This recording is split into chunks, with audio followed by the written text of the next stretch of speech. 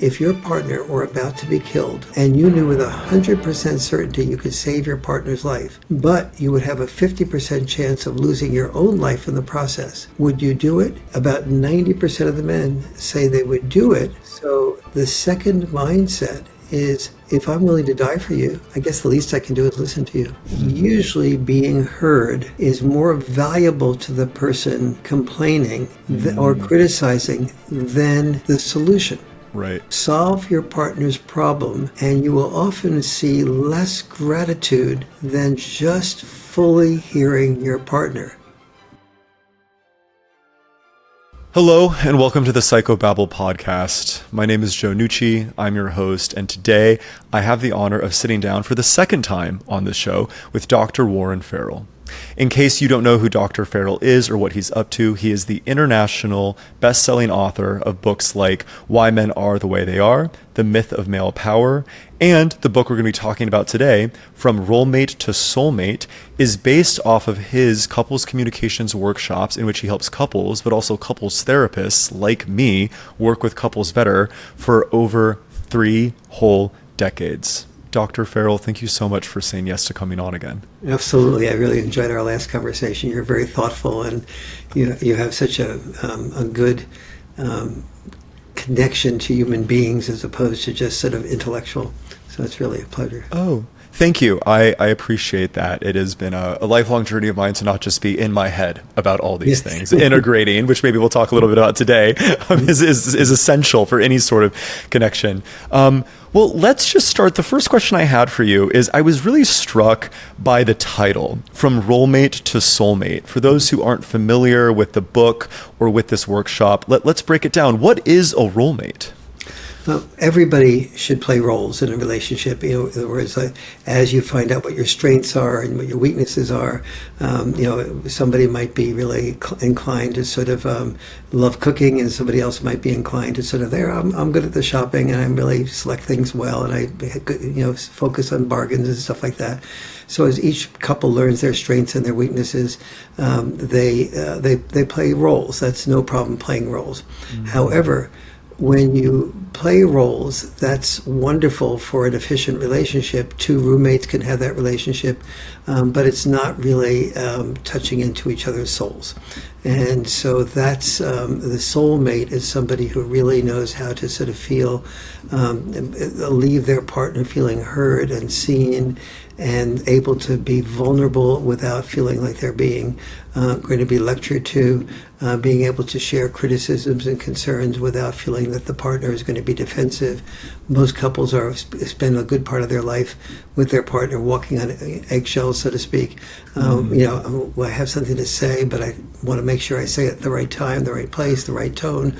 And so as opposed to feeling comfortable to know that their partner is not going to respond to that concern, experiencing it as a criticism rather than a concern, and then respond defensively, and everything's going to go out of whack, and we just had tickets to a play or a movie, and that's going to spoil the whole movie or the play, so I better not bring it up now, that type of thing. What it made me think of before I even cracked open the book is that it kind of made me think of, sometimes when we're maybe in the earlier stages of a relationship, not in like the dating kind of get to know you phase, but when it's a little bit more established, although in both of those stages, I guess this applies.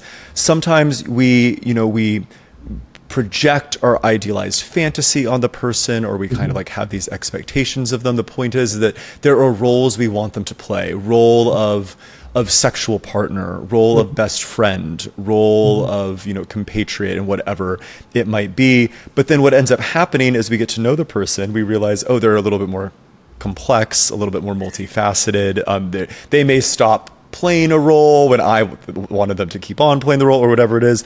But then maybe the art of relationship, to what extent would you agree the art of the relationship is not just be conscious of these roles that we play, because I like how you said they're not good or bad, but also like, what is the work, what is the craft of actually kind of creating this to be like a pair of soulmates, something that actually works really beautifully?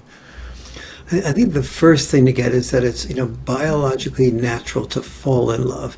The way we survived as a species was to feel that chemistry, that sexual attraction, have sex, and then the man go on and have sex with somebody else, and and the woman have the child, and all of that was but that chemistry that we misinterpreted as falling in love with the person, as opposed to just having a chemical feeling toward that person and an excitement and a belief that we're sort of quote in love. That's biologically natural. But what's biologically unnatural is to sustain love.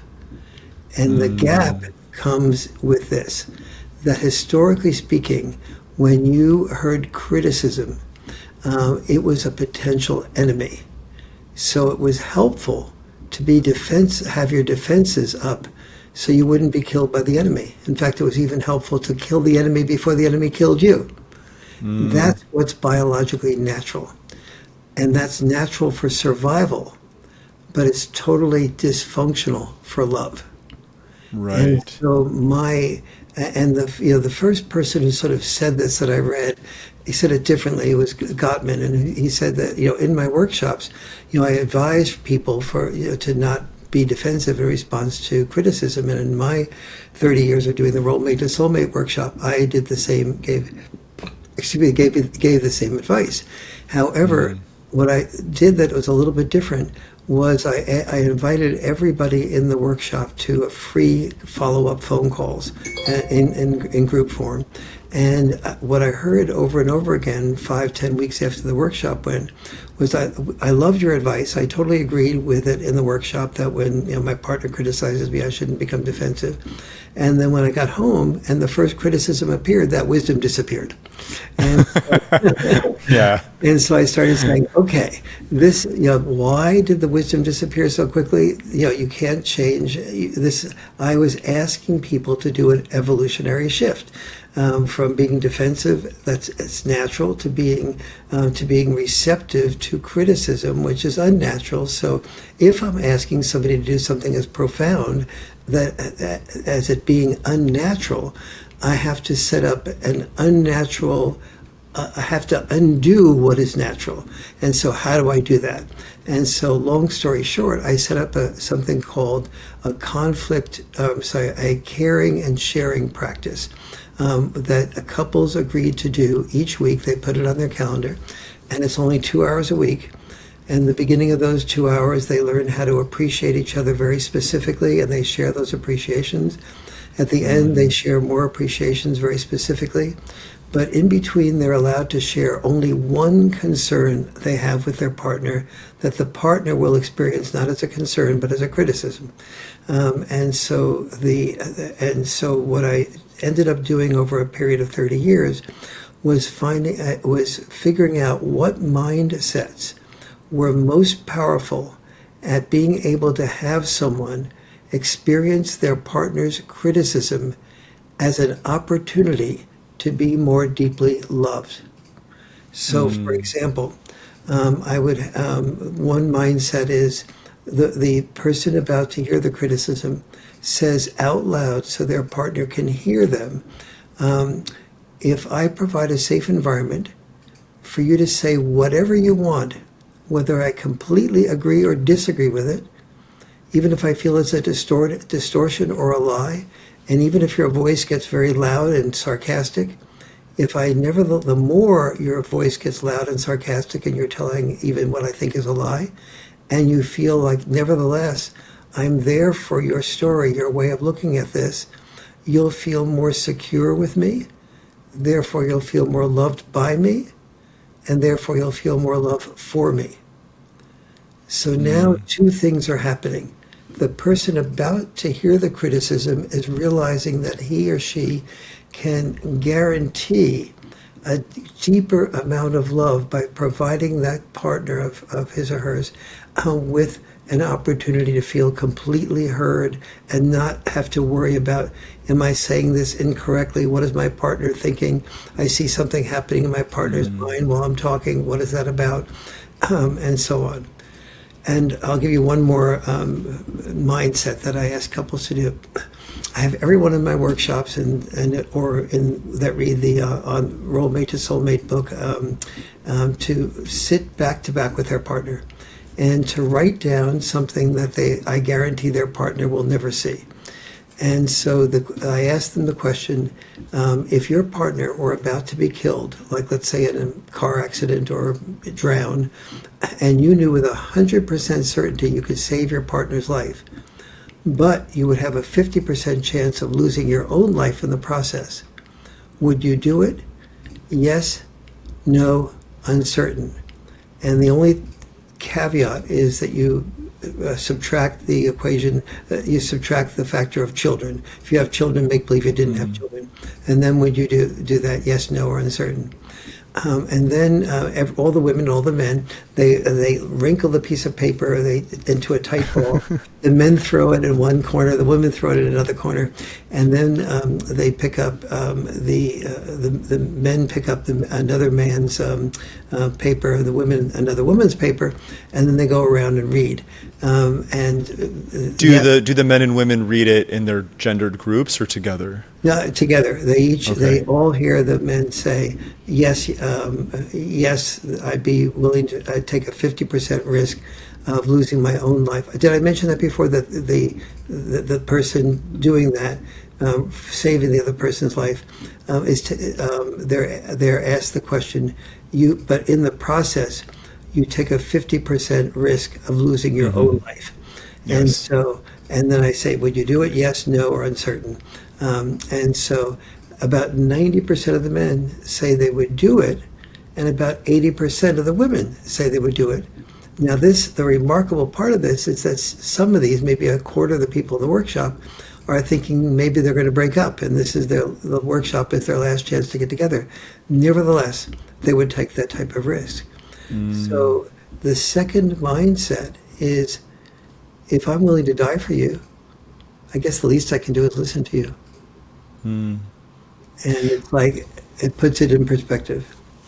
It absolutely does. I love the reframe.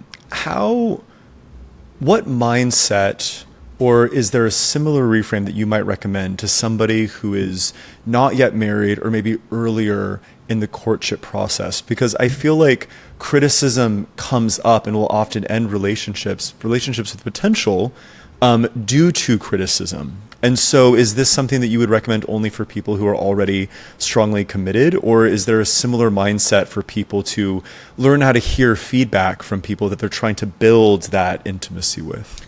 The sooner you can do this in a relationship, the better. If you do, the sooner you. But I mean, it really works on both ends of the spectrum. Many people who have taken the workshop have given this to their children involved in a serious relationship, but not yet married, and who are just beginning to move through the face to the criticism phase. There's a point in time where you hear the first couple of criticisms your partner has, and if you're really passionate and in love, you are open to those criticisms because there's so much good happening and so much passion. You want to make sure that that you show your partner that, oh yes, if you have something a little bit that I can do differently, no problem at all, and I'll always be this way. Yeah, really. And I mean it this time. Yeah. Yes, exactly. And they want to be, and and everyone intellectually values that that possibility of being able to hear somebody's criticism, but it's extremely as I said, it's biologically unnatural to do. And the more successful the person is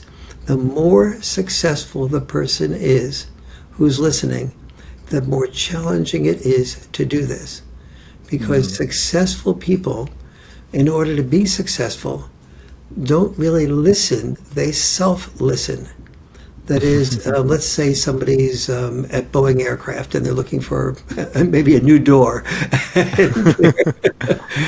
Somebody to design a new door. And they have 40 companies, representatives are seeing the CEO, let's say, to market themselves as being the company that should do that new door for Boeing Aircraft. And so it's functional for the CEO, female or male, of Boeing Aircraft to be thinking while the salesperson is talking is, what's the reputation of this salesperson? How will their distribution capabilities be able to coordinate with the people that are in Japan and our work, the work we're doing in China and so on. And so they have to do something that we can call self-listening.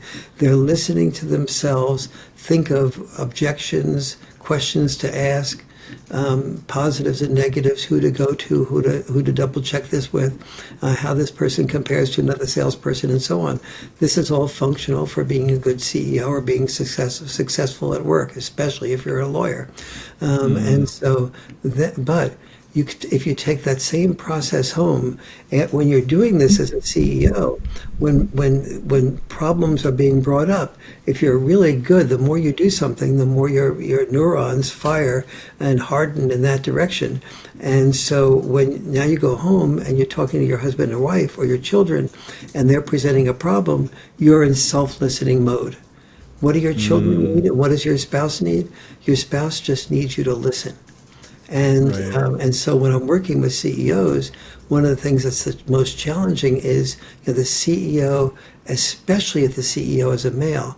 When a male hears his wife bleeding, his feeling is, if I love her like I say I do, I have to get a Band-Aid on that and stop that bleeding as soon as possible. And what I have to explain to the male CEO, especially, but the female CEO also does this type of thing, is that the solution is having your partner feel heard. It's not putting a Band-Aid on. It's not solving the problem. The solution is provided by you by allowing that person to vent and share everything that's going on in his mind, and for you to say what you heard and ask whether you distorted anything and ask if you missed anything. And when you've done all of that, and especially if you're being criticized as part of the problem, to then be able to hear that person more thoroughly that way. You brought up the Gottmans earlier. It makes me think about whenever I'm treating a couple in couples therapy, I often find myself sharing their insight that it's something like 2/3 of the problems that couples are bringing to couples therapy don't have a traditional solution as we understand them. Do you also see that in your work? Because I'll be honest, I never fully recovered from learning that, but I think it really matured me in a healthy way in dating, because I think it's not that it lowered my expectations, but it helped me see that, the way forward is not to solve this problem, but it's, to your point, it's to emotionally support the other person or ask for the emotional support when I'm being affected by this unsolvable problem. Well, two things about that. Let's say there is a solution. Usually being heard is more valuable to the person complaining or criticizing than the solution. Right. Solve your partner's problem, and you will often see less gratitude than just fully hearing your partner. That said, there's a part of the Rolemate to Soulmate book that focuses on how to create win-win solutions to your stickiest problems. And so there are areas like, one of you wants children, one of you doesn't want children. One of you thinks that adoption will be a possibility, the other feels that adoption is asking for trouble. So big decisions like that are very challenging, and and maybe sometimes decisions like that, there might not be a win-win solution. If somebody really doesn't want children and wants a whole different way of living life, and somebody's life is spent really caring about the children, well, it's a lot better to get that one settled early in the process, than later on. Although I'll say this, that oftentimes men are more resistant to having children, and many men, when if they don't feel the pressure to be focused on what I call the father's catch-22, which is feeling that when the children are born, they have to earn more money, and therefore they learn to love their children by being away from the love of their children. If that pressure is not on the man, and he feels like he understands the results of the Harvard longitudinal study on happiness, which is that once your family earns about $70,000 to $90,000 a year, depending on where in the United States they live, almost all happiness comes from an increase in time with the children and the family, rather than the father's dime. That his time is more important.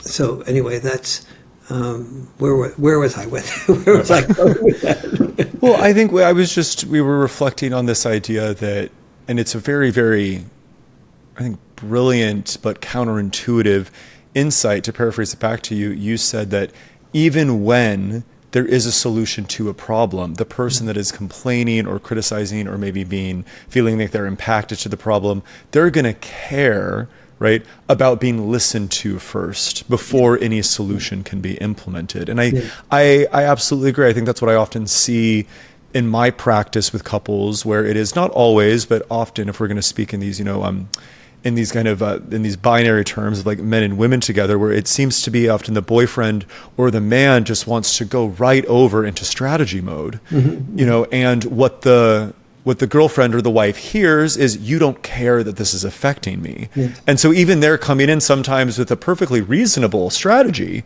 or solution, that's the big source of the dysfunction. Yes, and for men that are listening to this, and women that for women that are listening to this, understand that the man's best intent in solving the problem is him saying that if my wife is bleeding, there's no way, shape, or form that I will do anything other than figure out a way to save her. I'll do that by putting that Band-Aid on. I'll do that by risking my life. And that shows an enormous amount of love and respect for you, but it just doesn't feel that way. But the man needs to know it doesn't feel that way to the woman. What way does it feel to the woman? It often feels to the woman like, A, she's not being heard, but also think of it this way. If you can solve her problem in a few seconds that she hasn't been able to solve in her whole life, isn't that a bit condescending to her? Doesn't that make her feel like not respected? Absolutely. And so I want the man and the woman to both hear the way the other one experiences it, the best intent of the man and the experience of the woman that doesn't serve the purpose that the man intended to begin with. Yeah. Yeah. So what's coming up for me is I'm having a brief moment of self-reflection, which is when I was a younger, more green therapist, I often felt very vigilant about the stigma of coming off, quote unquote, like a therapist to someone I was dating.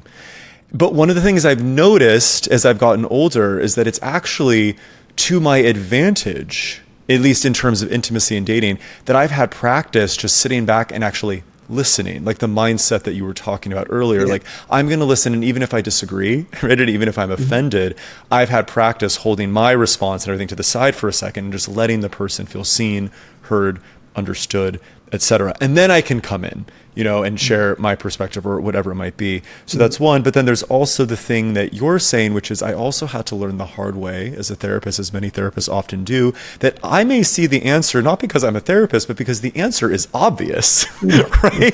In terms of what needs to happen.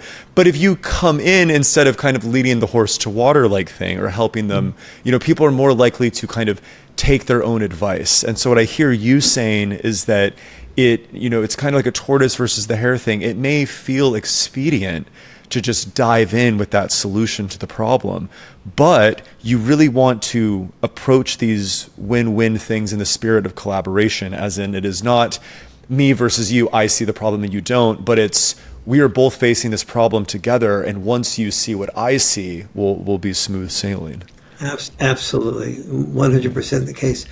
And it's also so important that as people are working through hearing each other, they are often saying to themselves, well, okay, now I've heard you and you've heard me, but we still haven't solved this problem of whether we should allow our son or daughter to move back into the house after college, and whether, if they do move back in, whether they should pay rent or not. And so one parent may feel like, my goodness, we absolutely need to let them move back in, and it would be just, terrible to let them, to make them pay rent when we're their parents. And the other one says, no, the only way they're going to grow up is learning to live on their own. And then if they do move back in, very clearly they should pay rent. And so the exercise that's focused on how to create win-win solutions to your trickiest problems is done in a way where each person has a chance to do potential one sentence completion exercises in which they say one possible solution is. And so, one may say one possible solution is having our son or daughter move into the house and pay rent. Another possible solution is having them move back into the house and not pay rent. Another one is to do things around the house instead of paying rent. Another thing is to not have them move back in, but we visit them occasionally and try to help them out. Another is to have them live on their own, and we give us subsidies up to a year. And you keep experimenting. And so the value of this exercise is each person is encouraged in this sentence completion to share possibilities with their partner. Their partner takes very careful notes, and I work with their partner, whoever it is each partner taking notes on the other one's possible solutions behaves like a cheerleader.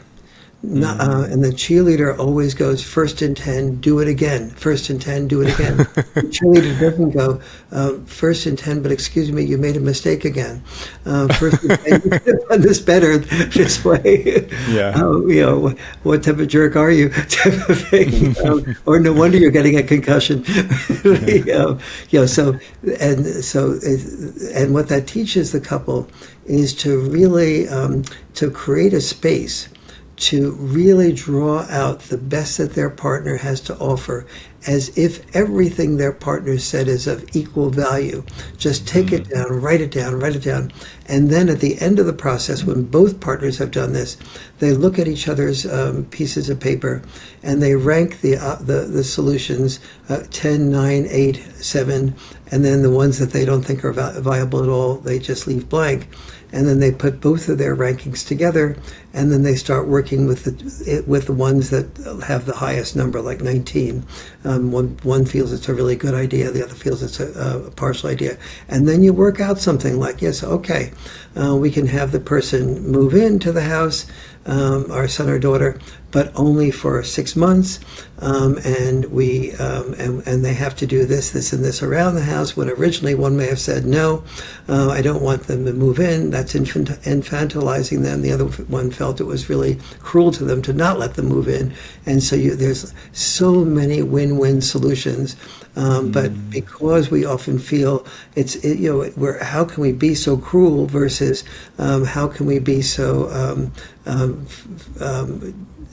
enabling of our child to be just a child, and that's cruel in the long run. And so rather than having that argument that there are so many win-win possibilities, but we don't oftentimes, having our position, take time to draw out the very best possibilities that our partner has to offer.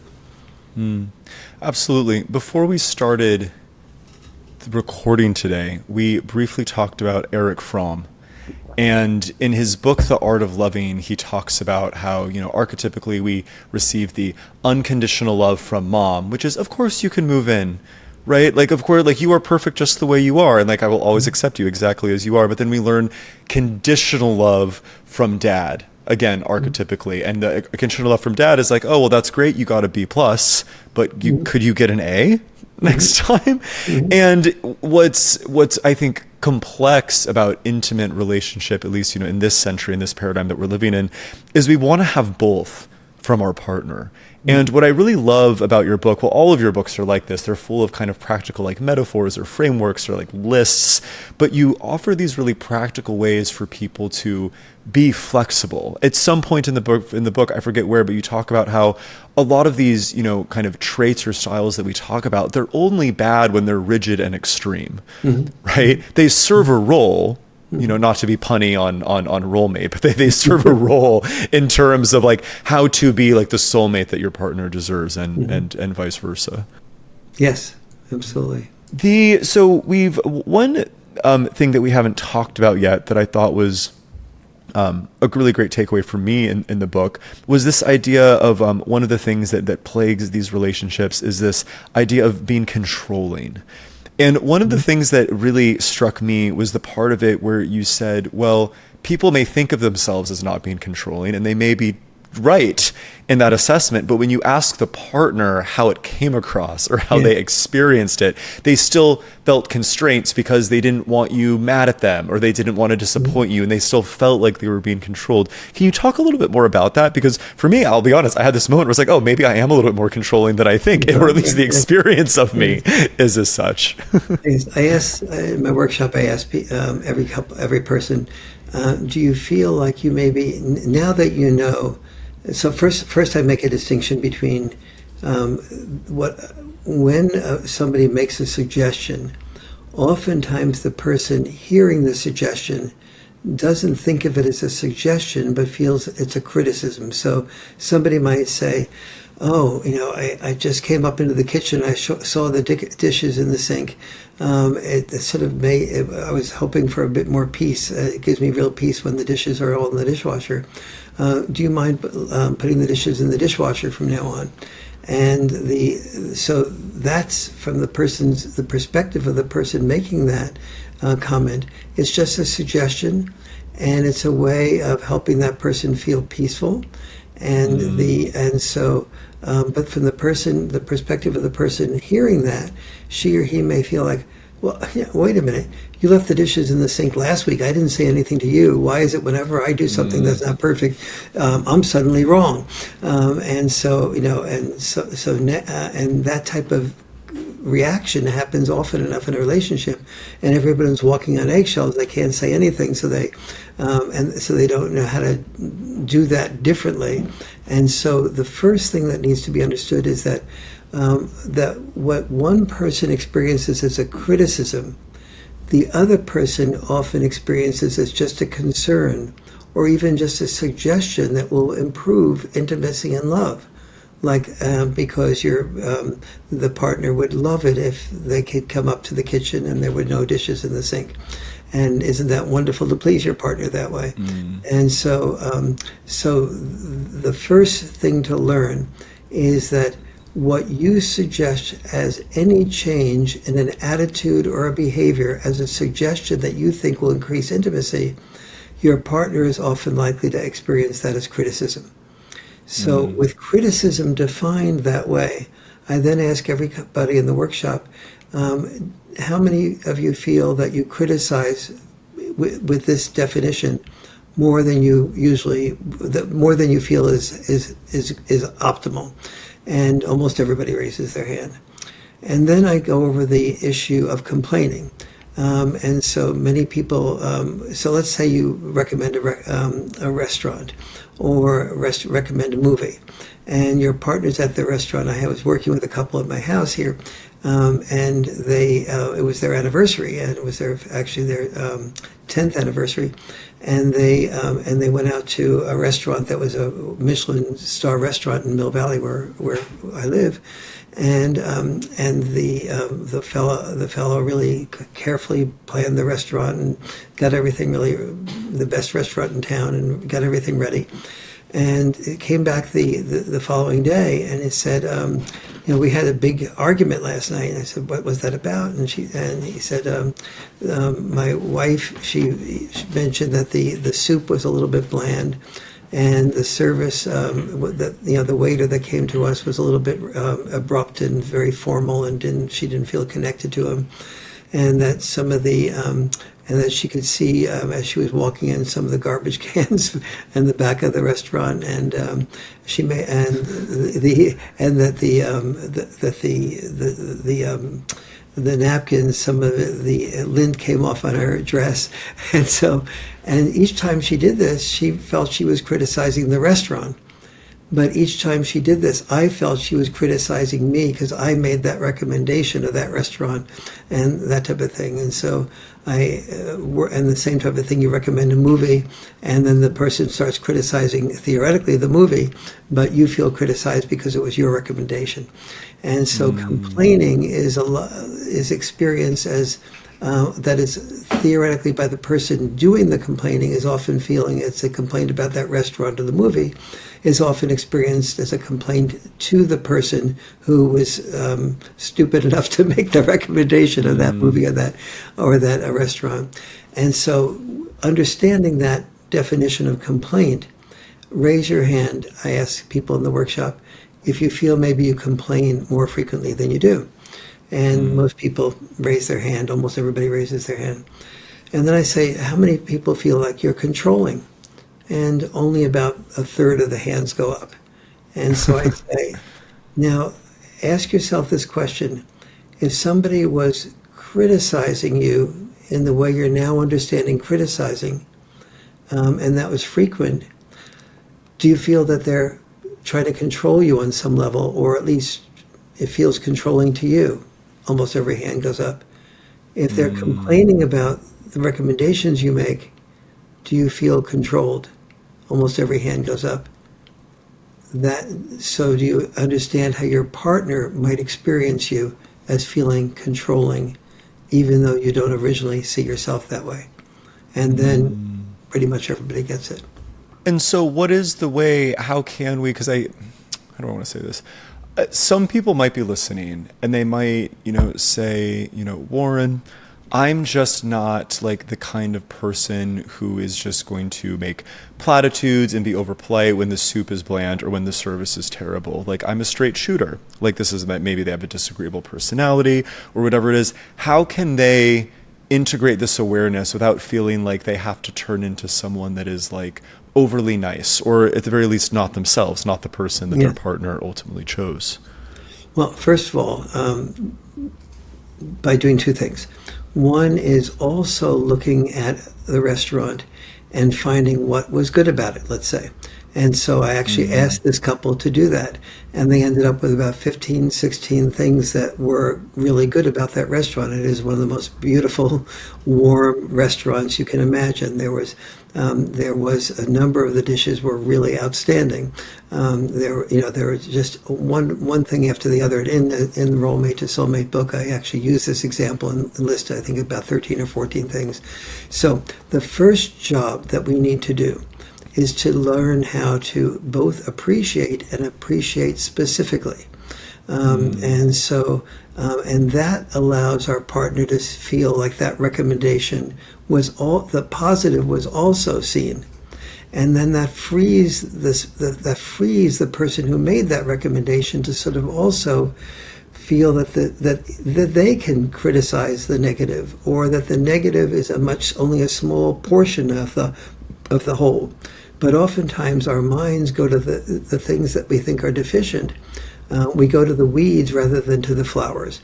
And so it's really helpful so if you have a mind that is, that really is a good mind for seeing the things that are wrong with something, it's important to train your mind and have your neurons fire for things that are positive about the experiences that you're going through, because the single biggest way of filling the reservoir of love is by knowing how to do appreciations of your partner, to know how to do them consistently with discipline, to know the art of appreciation, and to know how to be specific, which is what I call the secret sauce of appreciation. So, for example, if I'm having company over, and let's say my wife has cooked dinner, and I say, sweetie, great dinner. Liz is my wife's name. I say to the company, Liz is really a good cook. And so Liz feels really nice about that. And if I say, But I really loved it the way you got the skin on that chicken so crisp. And then I say, how did you do that? Now I am both acknowledging her and I am giving her, and then in order to answer my question, she has to share her competencies with the rest of the group. And so she's being acknowledged and made into an expert without it being like she's bragging. And then I say, and well, you got the skin on the chicken really crisp, and you also got the chicken moist. Oftentimes, when I cook this skin so it gets crisp, the chicken gets overdone. How do you manage to keep the chicken moist at the same time as you get the skin so crisp? Now again, she is being appreciated at a very specific level, and then drawn out. So in Rolemate to Soulmate, I really am very careful about how to do these specific types of appreciations, how to acknowledge and then also to set aside a little part of dinner on maybe every Wednesday night, as Liz's and my night to do this, which is tonight. And so we on that Wednesday night just take a few minutes to to give Liz a few specific appreciations and vice versa. So that's the setting aside Wednesday night is the discipline of doing it. We often appreciate our partner, but we just take those appreciations so for granted. We don't articulate them to our partner. Everyone feels much better. It fills the reservoir of love when you feel that your partner is taking time to appreciate you and doing it in a disciplined way. And so love is about an art and it's about a discipline. And because the alternative is complacency and just taking each other for granted. And so we have the passion at the beginning, and then that passion disintegrates as we take each other for granted. And that's so the first job in enhancing a relationship is learning how to do the art and discipline of love to fill your reservoir of love. Because if your reservoir of love isn't filled, then all the effort it takes to do the caring and sharing and create a conflict-free zone for the rest of the week, all of that effort just isn't worth it. And if somebody says to me, this is really a lot of work, the answer is it's a lot of work, and it's worth it. And after you do it for a while, then your brain begins to have become more and more naturally. Sure. What I love about that metaphor of a reservoir as well is that when there is like a leak in the dam, when there's rupture, when there's like a big problem or tragedy strikes or whatever it is, you don't have to try very hard to be aware of all of the good stuff, that's going on. I know that for me, the realization that is often preceded a breakup or like the termination of not just a romantic relationship, but any sort of relationship is you start to ask yourself this question of like, is this worth it? Like we're fighting and we're arguing and like it's just it's so draining and all that, but like I don't even like remember like why I'm in this relationship, right? But if you haven't filled the reservoir, or if you go in with too many complaints too fast instead of kind of like the structure that you were talking about earlier, which is like be very intentional and strategic, and it's kind of like one at a time, like once a week or whatever it is, you can kind of build up the pleasantness, the positivity. Yes. And this is the reason that the caring and sharing practice that I was talking about before, with the different mindsets of the love guarantee and the if I would die for you, at least I can do is listen to you. This is why I have couples put this on the calendar for 2 weeks, to do it every week, to set aside a time each week where they both have it on their calendar, and to have 2 caring and sharing sessions on their calendar at the same time. So in case something happens where one falls apart, they still have another one on the calendar to continue the practice. And it's also, if you're angry at your partner, once you've had a caring and sharing session, almost everyone is amazed at how therapeutic it is to know that you can say something and know with 100% certainty you'll be completely heard, and know that your partner will not be self-listening like we talked about before. but really listening to you and knowing that your partner is asking you whether you distorted anything or missed anything. Once you feel completely heard like that, then you have some tools to make it worthwhile to create what I call a conflict-free zone for the other 166 hours a week that you're not doing the caring and sharing time, that those 2 hours. And the first step, the first way to maintain that that conflict-free zone is by when you hear a criticism from your partner, or something you perceive as a criticism from your partner, once you've had the experience of being completely heard in caring and sharing practice, you can say to yourself, okay, I now have an option here. I can respond to that criticism by my own counter-criticism or defense, and the chances are both of us will be hurt. Or alternatively, I can save it till the caring and sharing time and give my response then, and both of us will be heard. So you have a choice to be heard or be hurt. And but you can only operate on that choice when you've had a good experience in the caring and sharing time first. The good news is that almost everyone that follows the directions of the caring and sharing time has that experience of being very positive the very first time they do it. As we get closer to the end here, I want to make sure to get to these couple questions that I had for you. The first is that for any therapist listening, or maybe a couples coach or a relationship coach or someone in the broader field, what are some of the things that you want them to, what are some of the insights you want them to take away? You have so much good information here, so many good distinctions. I would say that for me, as I thought about applying this to my own work, one of the questions I had, just to kind of get the ball rolling on this part of the conversation, is, when a couple comes to see me, they're usually not doing well. That's usually what has prompted them to come in, right? And so figuring out what to tackle when, I think whether it's coaching or therapy, timing is such an important variable to consider. How do you think about that when it comes to the couples or the couples therapists that you help? Number one thing is teaching them the specifics of how to appreciate specifically, so that they fill the reservoir of love, and so that it's worthwhile doing some of the hard work. And then by far and away, the most important piece of the hard work is teaching them how to do the caring and sharing practice, and and having them go through every step that I've written down, so that to make sure that first that they prepare themselves to be able to hear their partner's criticism and be able to associate it with an opportunity to be deeply loved, and understand that that is biologically unnatural to do. Criticism is biologically responded to by a feeling of like I'm being attacked and I want to kill the attacker. And so once you've had that experience, you change your entire relationship, knowing that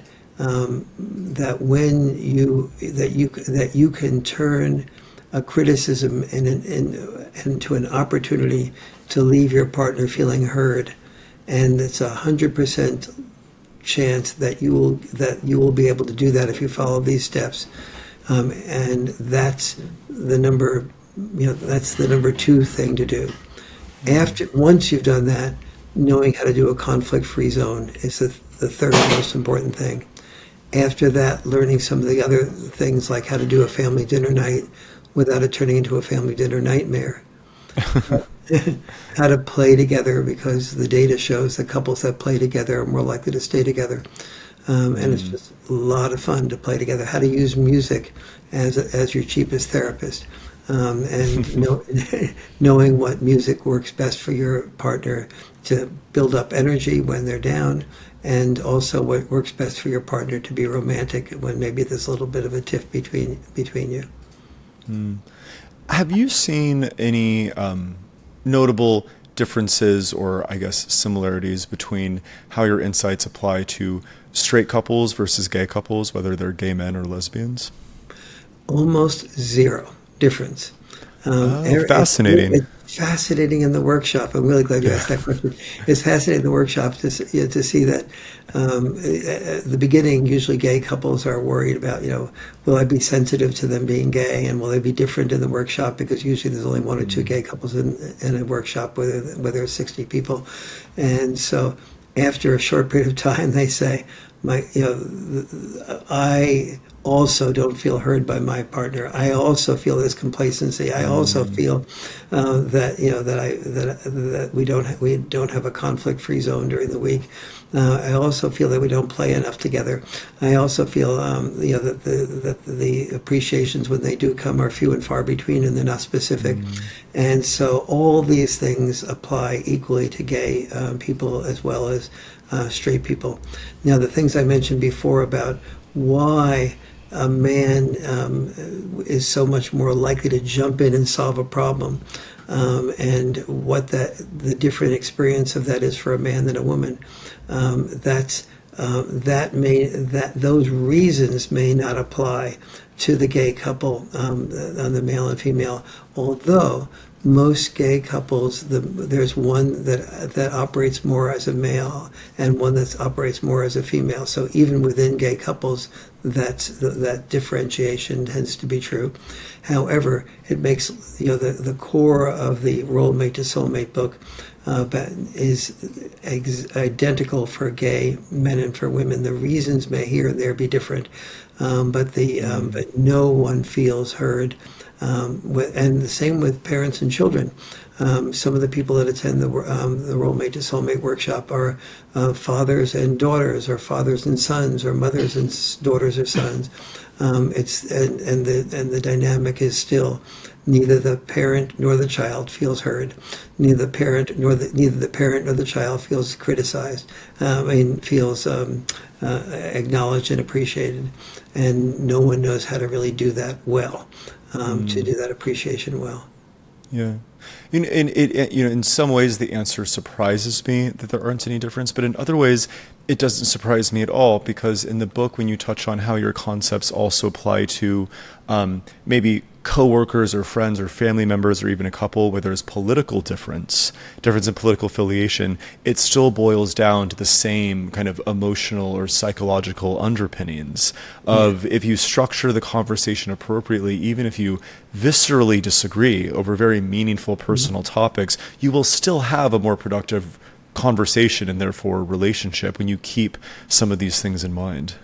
Absolutely. There's the last portion of Rolemate to Soulmate book is called From Civil War to Civil Dialogue, and it starts out with talking about you get together with your family over the summer or during the holidays, and there's almost always, in every family that's larger than 5 or 6 people, there's almost always somebody from the left and somebody from the right, and the person from the left and right are both convinced that the other one has bad values, and even though they love them because they've grown up with them, and as a family, they sort of begin to follow the rule of never talk about religion or politics, but that's sad, because what is a much better alternative is to know how to find the virtue in to know how to be able to hear that family member in such a way that leaves him or her feeling heard, no matter whether they're on the left or on the right. So, for example, let's say Tim Walz and his brother, Tim Walz being the person that ran for vice president of the United States, and his brother hadn't talked with each other for 8 years. Tim Walz is on the left and his brother was on the right. And so if they were to get together for dinner, one of the things that they might do is say Tim Walz was very feminist in his orientation, and his brother was very anti-DEI and anti-feminism and so on. That the person who was the strong anti-feminist might say, okay, what is the virtue that feminism started out with that I could really appreciate? Oh yeah, my wife wants to, she wanted to be an executive, or she wanted to be something that grandma would never even have thought about being before the feminist movement surfaced.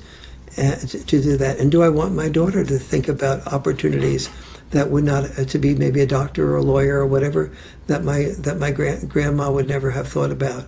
Okay, so these are some of the things that the feminist movement did that are benefiting my wife, even maybe my mom, and certainly my daughter.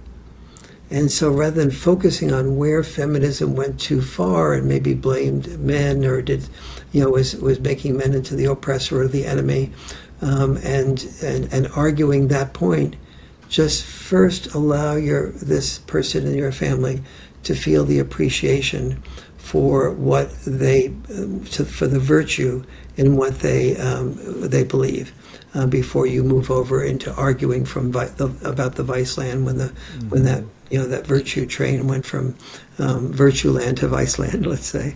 Yeah, absolutely. It might be maybe I'm different with my training and how much time I spend just kind of communicating in the media space. But something I always say is, for me, I'm actually not that interested in why you voted for Donald Trump or why you voted for Kamala or whoever it is. What always has interested me is if I tell you I voted for the person you didn't vote for, why do you get so sick to your stomach that you can no longer hear me or see me, or all of a sudden me, like your friend who like you respect and like for how long it's been, is now like someone you can't even communicate with, yes, or condone in any way. And that's why I think that a lot of these frameworks, whether you are, satisfied in your relationship, or you are just at your beginnings of finding your soulmate, holding it up here for those watching on video, the book, Rolemate to Soulmate, is out, I'm assuming wherever books are sold, and anywhere you like to listen to your books.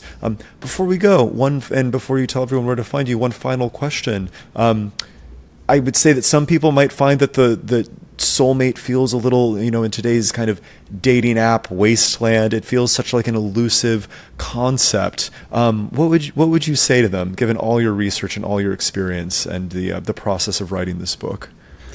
Spend some time not just reading the book, but I'm probably going to be the first author you've ever had on here that's not going to really recommend reading the book as a primary solution. In the book, there's a QR code for an online video course that lasts 11 or 12 hours. Reading the book is helpful. It gives you an intellectual understanding. But like I was talking about before, intellectual wisdom disappears when criticism appears. Go through the online video course and actually practice each of the things I talk about in the book with your partner. Then you will see. Then you'll feel your partner is able to hear you in a way she or he has never heard you before, and vice versa.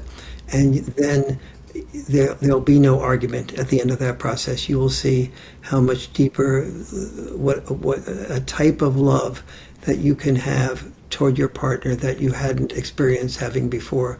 Because basically the book and the online course is about taking everything that is biologically unnatural, which is every step of sustaining love. You really have to make an evolutionary shift. It is a lot of work, but there's no one that has done that work that has said that it wasn't worth it to do that. That the solidity, the internal security, the ability to know how to love anyone in your life that you disagree with, is really just so rewarding. The things that make us happy are our relationships, and particularly family, and particularly when everybody in our family feels loved by us. Beautiful. Well, as much as I would love to keep talking to you for another hour, we have to stop there. We'll have to have you back on at a later date. For now, remind people, where can they find you? The book is being sold, all over, but how can they get in touch with you? How can they learn about your workshop? How can they learn about your work? Yes, just go to warrenfarrell.com. I couldn't remember anything more complex, so they gave me an easy website. And the Farrell the Warren is like Warren Buffett, but without the money. And the Farrell is not Ferr like Will Ferrell.